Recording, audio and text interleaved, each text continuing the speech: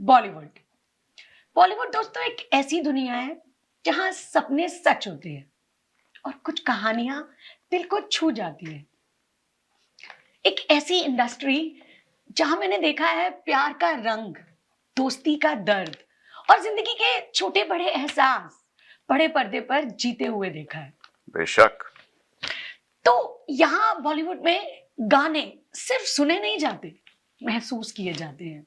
क्या और dance steps सिर्फ देखे नहीं जाते, दिल में उतर जाते हैं। तो दोस्तों, आज आपको हम एक ऐसी ही दुनिया में ले जाने वाले हैं जहां पर हर एक कहानी, हर एक सीन, हर एक गाना एक कहानी कहता है। तो चलिए, स्वागत है आपका लाइट कैमरा क्लासिक्स के इस पहले सफर में। मैं हूं आपकी होस्ट शिल्पा अरोरा और मेरे साथ हैं, और मैं सिर्फ महजन का साथ देने आया हूं। आप मुझे जानते ही, अब्दुल्ला गौरी। और ये हमारी नई जो होस्ट हैं, मैं इनकी जितनी तारीफ करूं कम है, इसीलिए करूंगा नहीं। तो आज ये बताइए शिल्पा जी, किस फिल्म के बारे में आप बात करना चाहती हैं? तो हम इस शो पर हर हफ्ते आपके एंटरटेनमेंट के लिए बॉलीवुड की कुछ चुनिंदा यादगार मूवीज आपके लिए लेकर आने वाले हैं। तो आज शुरुआत करते हैं हम अपने शो पर पहली मूवी, जो कि एक 90s की ऐसी मूवी है जो रोमांस की मिसाल बन गई थी। सोचना पड़ेगा ये कौन सी ऐसी मूवी हो सकती है जो रोमांस की एक मिसाल बन गई थी। और ये रिलीज कब हुई? 19 okay, I will give you a specific year, 1989। अच्छा, मैं आपको एक हिंट देता चलूं। पिछला शो अगर आपने देखा था तो मैंने इस फिल्म की तारीफों के पुल बांध दिए थे और वहीं से मुझे आइडिया आया था। उस वक्त मैं सिर्फ 14 साल का था, तो अब आप मेरी एज गेस कर सकते हैं जब ये मूवी आई। और ये मूवी मैंने शायद 14 से भी ज्यादा बार देखी होगी, और मुझे लगता है काफी लोगों ने काफी बार देखी होगी। तो एनी गेसेस, आप में से अगर कोई गेस कर सकते हैं? आज ये उसके जो मेन एक्टर हैं उसकी तरह ड्रेसअप और मैं उनकी मेन एक्ट्रेस की तरह ड्रेसअप होकर आप लोगों के लिए इस शो पर आए हैं। तो बता दे फिर। मैंने गेस कर लिया। वो जो हमारे बैठे में 2 दर्शक, उन्होंने गेस कर लिया। जी हाँ, सही कहा आपने, मैंने प्यार किया। मैंने तो प्यार किया। धुन बजने लगी होगी दिमाग में। सो मैंने प्यार किया 1989 में ये मूवी रिलीज हुई राष्ट्रीय बैनर्स के अंडर, जो कि उन्होंने काफी अच्छी मूवीज पहले भी दी, बट ये एक ऐसी मूवी थी जो बिल्कुल हटके थी।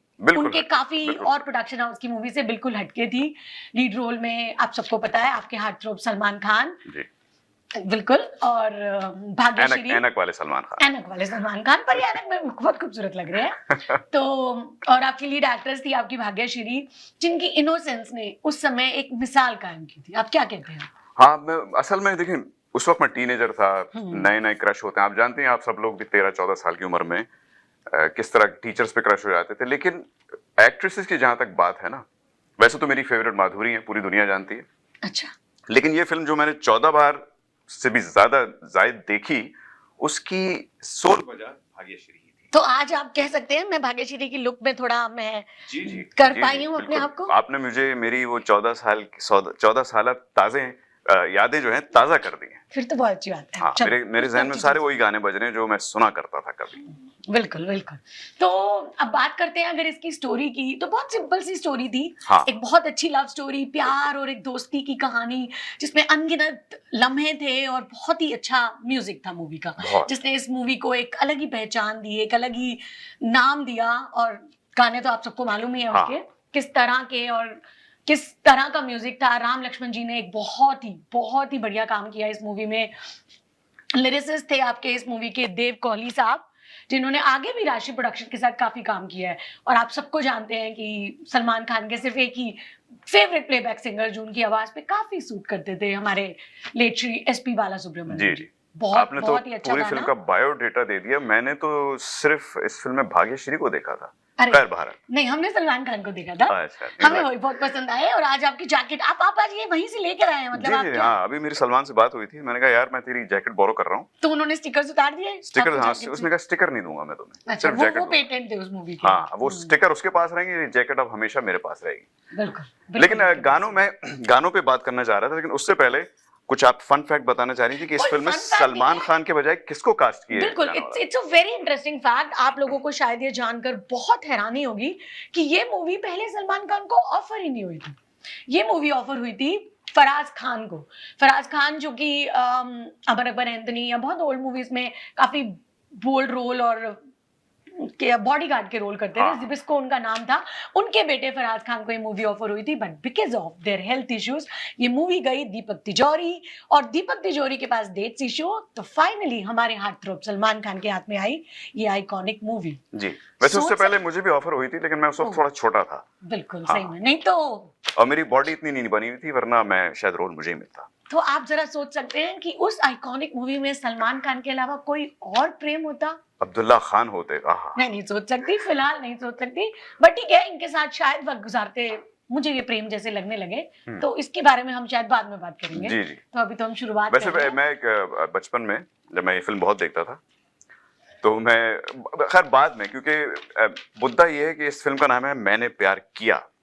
मैंने इस फिल्म के बाद देखने के बाद इतना मैं इंस्पायर हुआ कि मैंने बार बार प्यार किया, बार बार प्यार किया। तो अगर मुझ पे ये फिल्म बनती तो उसका नाम होता मैंने प्यार किए। इतने सारे किए मैंने। लेकिन बहरहाल this was one of my favourite movies. और दीपक तिजोरी साहब के लिए मैं कमिजरेशंस। मेरा ख्याल है आप सड़क की शूटिंग में मसरूफ थे, तो आप बेचारे सड़क के किनारे खड़े ही रह गए और सलमान खान कहां से कहां निकल गए। कहां से कहां, बिल्कुल। तो आपसे अगर हम बात किए जाए तो आपका इस मूवी में आपके कुछ फेवरेट लम्हे, कोई फेवरेट गाने? गाने पे बात करूंगा मैं। देखिए, गाने तो इतने सारे आइकॉनिक थे। कबूतर जा, जो मेरा ख्याल है आज तक लोगों के जहन में जब कोई सोचता होगा कि कोई चिट्ठी डिलीवर करनी है तो कबूतर, तो कोई इंडियन मेल सिस्टम को नहीं याद करता होगा, सब कबूतर को याद करते होंगे। वो भी मैंने प्यार किया वाला वो कबूतर सफेद साहब। तो आपने कभी ऐसा कुछ किया था जब ये मूवी आई थी? मैं करीब कुछ 6-7 साल की थी, तो मैं नहीं कनेक्ट कर पाई। आप माशाल्लाह 14-15 साल के थे, तो आपने कभी ऐसा किया कि एक कबूतर को चिट्ठी विट्ठी? नहीं, मैंने भेजा था, चिट्ठी भेजी थी, शायद आपकी तरफ भेजी थी, लेकिन वो इंडिया पहुंचते तक मेरा कबूतर जो है कबूतर आया नहीं, कबूतर रहा नहीं। लेकिन इसका एक गाना, वैसे एक आप माइंड मत कीजिएगा, लेकिन एक गाना जो मुझे पसंद बहुत है, लेकिन मेरा आप लोगों से एक सवाल है।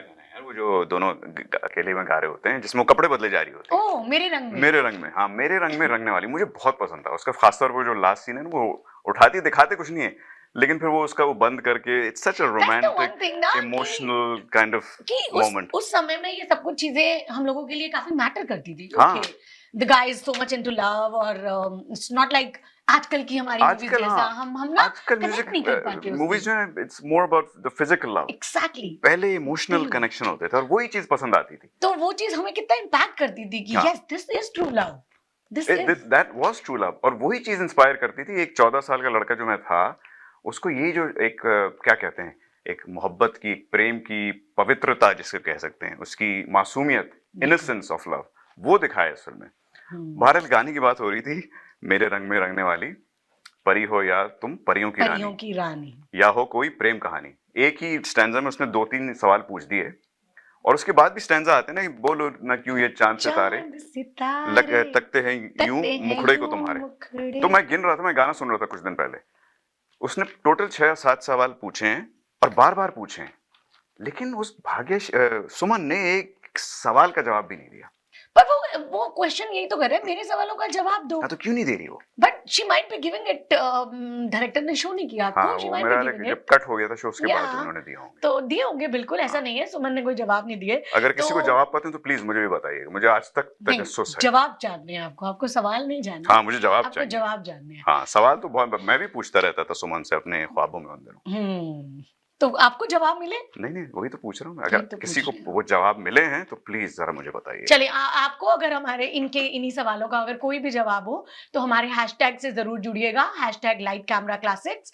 तो प्लीज अपने यादगार इस मूवी के जुड़े हुए लम्हे, कोई स्टोरीज आपको हमसे शेयर करनी हो, क्या पता हम आपकी वो स्टोरी अपने अगले एपिसोड में ऐड करें। हाँ, और जाने से पहले आपने मुझसे पूछा था कि आप फेवरेट मोमेंट क्या था इस फिल्म का।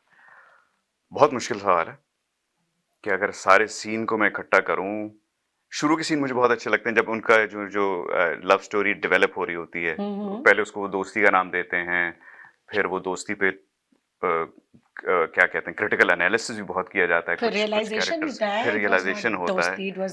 हाँ, लेकिन जो आखिर के सीन है ना, जिसमें वो सलमान खान पहाड़ों को काट रहा है, बेचारा मजदूरी कर रहा है, 1 महीने तक वो पत्थर काटता रहता है। हाँ, वो बेचारी सुमन उसको देखती रहती है कि भाई वो क्या मेहनत कर रहा है, और गाने गा रही है। वो 1 महीने तक गाना गाती रहती है उसके लिए कि कहे तो उसे सजना ये तोहरी सजनिया। हाँ, क्या उसने 1 महीने तक मेहनत करता रहा, वो 1 महीने तक गाना गाती रही। लेकिन बट उसके लिए स्वेटर बुना था, बहुत स्वेटर अच्छा बना था। था। हाँ, किस रंग का था? पीले रंग का, हरे रंग का, हरे रंग का। आय हाय हाय, हरे रंग का। हरे रंग का। तो आगे अगर हम बात करें तो इस मूवी में कुछ आइकॉनिक डायलॉग्स भी थे। हाँ, तो तो वही जो वही मतलब आज तक, मतलब मैं आपको बताऊं, अगर आज भी हम कहीं दोस्ती की बात करते हैं तो हम, आप अगर अपना बताइए पहले जैसे आपका। हम आज किसी से दोस्ती करते हैं और हम उस एरा के लोग हैं, हमारे 90s के हम लोग हैं, तो आज भी अगर किसी से दोस्ती करते हैं और दोस्ती हो गई, अच्छे दोस्त हैं, और फिर दोस्ती में अगर हम कुछ एक दूसरे के लिए कुछ करें तो सामने से आता है थैंक यू यार, थैंक यू, आप अच्छा लगा, तो हम सामने से क्या बोलते हैं?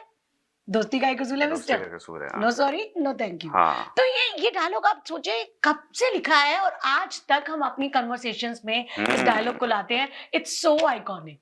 एंड एक और डायलॉग के बारे में मैं बात करना चाहूंगी, एक लड़का और लड़की कभी दोस्त नहीं होते। हाँ, वही तो तो जो वही तो मैं कह रहा आज था भी जो एक डिबेट का टॉपिक है। वो बेचारे हाँ एक जी। तरफ कह रहे हैं कि हम दोस्त हैं, दूसरे वो तनकीद कर रहे हैं कि नहीं, ये तो एक पर्दा है, पर्दा। पर्दा, सकती हुई रातों में धड़कते हुए दिलों को छुपाने का एक आग को पर्दा, छुपाने का। आग को छुपाने का एक पर्दा। तो आप लोगों को क्या लगता है, क्या एक लड़का और लड़की कभी दोस्त होते हैं? हम्म, जवाब जरूर दीजिएगा, जवाब जरूर दीजिएगा। हमें जरूर इंतजार रहेगा आपके इस जवाब का। हाँ, और अगले एपिसोड में हम आपसे वादा करते हैं कि नोट भीगेंगे नहीं। ये मेरा बाबूजी। फेवरेट डायलॉग है पूरे पूरी फिल्म में। अगर मैं एक डायलॉग जो मैं अगर कभी परफॉर्म करना चाहूँ इस सीन को, तो मैं सलमान खान का वो जो आइकॉनिक मोनोलॉग है, मुझे लगता है शायद उनको अवार्ड मिला था ना इस फिल्म पे।